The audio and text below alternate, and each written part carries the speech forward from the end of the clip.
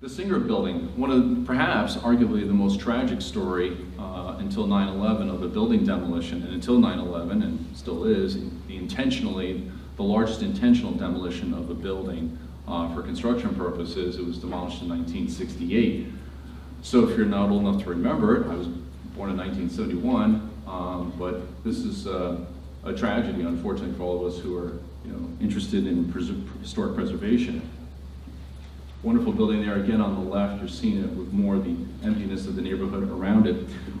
In this case, the architect is Ernest Flagg in the Beaux-Arts style. The tallest building in the world. And if you're wondering what was the tallest building in the world just prior to that, it was Philadelphia City Hall with William Penn and his famous statue up on top. Everyone thinks it's Ben Franklin, but it's William Penn at the top in Philadelphia. And again, you talk about city regulations. There were old regulations. We talked about them here until 1892 in New York, how it limited New York's skyline until that year. You can think of how many decades there were for regulations regarding the Washington Monument in DC, and you couldn't build as high or higher than that. And also in Philadelphia, you were not allowed to build a building as tall as William Penn, the top City Hall there. And then that all changed. I think it was beginning in the 1980s or 90s. So the cityscape has completely changed. The skyline is completely different. Again, notice the interesting quirkiness with the stages of construction. The steel is up. In fact, they're still doing some steel construction on the right. But they already are working in two different stages on the terracotta skin that goes over the steel.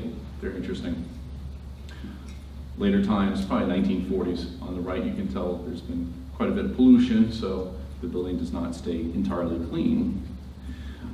It was interesting that Flagg said he believed buildings more than 15 stories tall should be set back from the street to allow light. I think we all in our minds are thinking of some pretty famous buildings that are still standing in Midtown when it comes to that. And that's another theme, that these buildings are sort of have tiers to them, as we'll see more and more examples as we go along here. Besides the terracotta, what was rather unique about this building was also the red brick involved. The Prince of Sweden made it to see this building while it was under construction in 1907. And his motivation, besides the fact that it was going to be the tallest building in the world, was that there were many Swedes working as construction workers. So he had a chance to meet them and go up, and of course he said something like, this is the greatest view I've ever seen in my life. The lobby, as we're about to see, was a forest, you could call it, of marble columns with bronze medallions.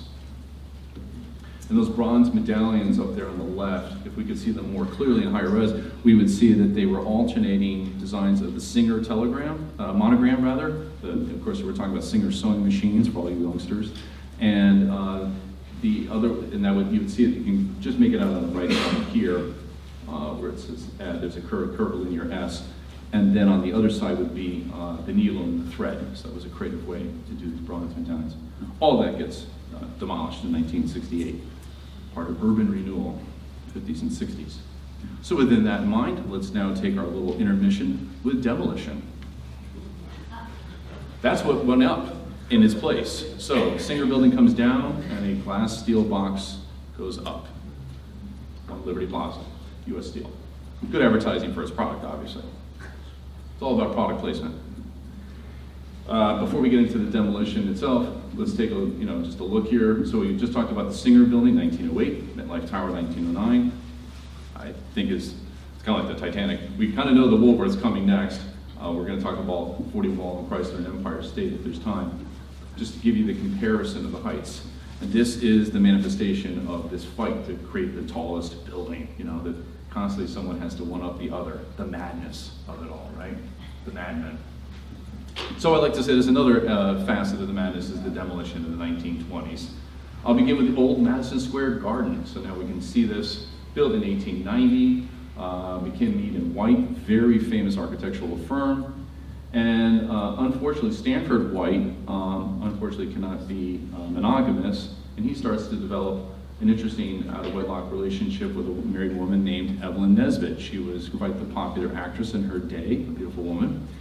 And there's one night in, I think it's 1911, let me check the year, 1906, it's a hot night, so imagine it's this time of year. It was searing heat apparently on the night of June 25th, 1906. And here comes your soap opera drama, like Downton Abbey and everything else. he's approached, he's having this relationship with Evelyn Nesbit, and the music has just finished up the performance for that night at the rooftop garden atop it. And it's about 11 p.m. and up to approaching Stanford White comes a gentleman by the name of Harry Thaw, and Harry Thaw just happened to be married to Evelyn Nesbit, and he shot and killed Stanford White on the spot. And this became all the rage.